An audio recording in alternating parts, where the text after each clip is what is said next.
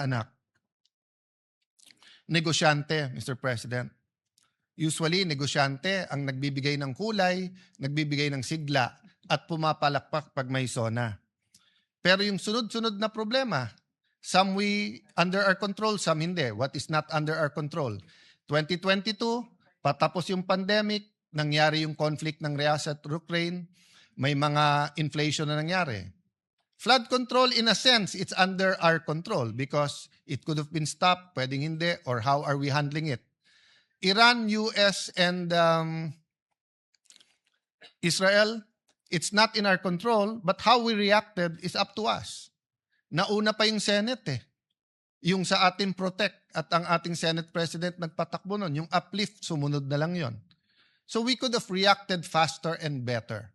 Having said that, nandyan na yan, how do we prepare ourselves to not only be active, proactive, but to really achieve what we can achieve through our potential.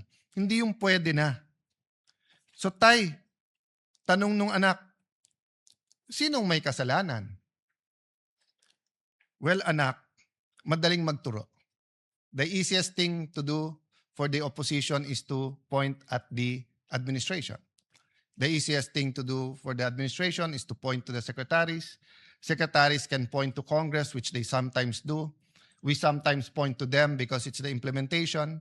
The local government will point to us, and then to the national government and the local government, and the national government will point to the businessmen. So ang daling magturo.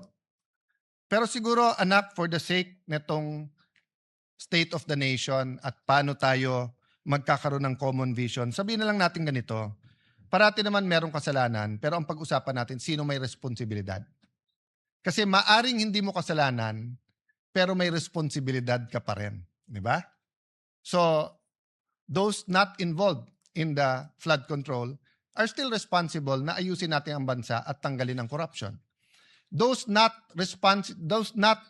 walang kasalanan dahil tumaas ang presyo ng diesel, dahil may problema tayo sa fertilizer, dahil byproduct siya ng natural gas. Di natin kasalanan yon. Pero may responsibilidad tayo sa mga jeepney drivers, taxi drivers.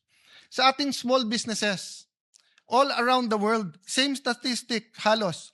Sabi po natin dito, and I think the Senate President cited this during his opening of the session yesterday, 99.63% of establishments are micro, small, and medium enterprise, contributing 66.97% to job generation and 40% to our GDP. Pero anong number one problema ng negosyo sa ating bansa? Dagdagan ko pa, problema ng gusto magnegosyo, may magandang idea, masipag, matalino. Pero ang problema, walang kapital.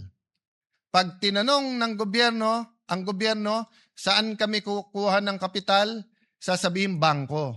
Hindi ka naman basta pautangin ng bangko eh. Land bank nga eh. Nasa batas na nga na magpautang sa magsasaka. They'd rather pay the fine than magpautang sa mga agribis na maliliit. Kung wala ka rin isasanla sa bangko, wala ka rin titulo ng lupa o wala kang sasakyan, wala kang mga ari-arian, sasabihin sa'yo, diyan ka sa pawn shop. Eh sa pawn shop, bukod sa mataas ang interest, may isasanla ka pa rin. So, saan ang baksak ng ating mga kababayan? Sa 5-6. Don't get me wrong. 5-6 is a service. Diba? So, for example, sa palengke, wala ka ng kapital, eh may piyesta o kaya Pasko, maraming namamalengke.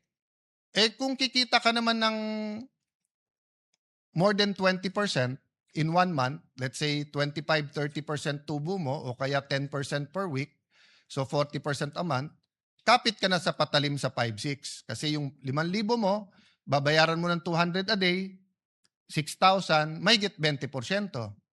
Pero napakataas pa rin nun. Ang yumayaman sa Pilipinas, yung nagpapautang ng 5-6, hindi po yung umuutang. So pagdating po sa gobyerno, sabihin, ilan administrasyon na, sir, bakit hindi natin magaya yung 5-6? Bakit hindi tayo magkaroon ng programa? Ano to ha? The estimates are 20 billion, 50 billion, 200 billion. It's big business. Ano sagot ng gobyerno? 5-6? May pamalit ba tayo doon? Ang sagot ng gobyerno, 6-7. 6-7 lang. O, i-google nyo yung 6-7, walang ibig sabihin. So, balik ka na naman sa 5-6.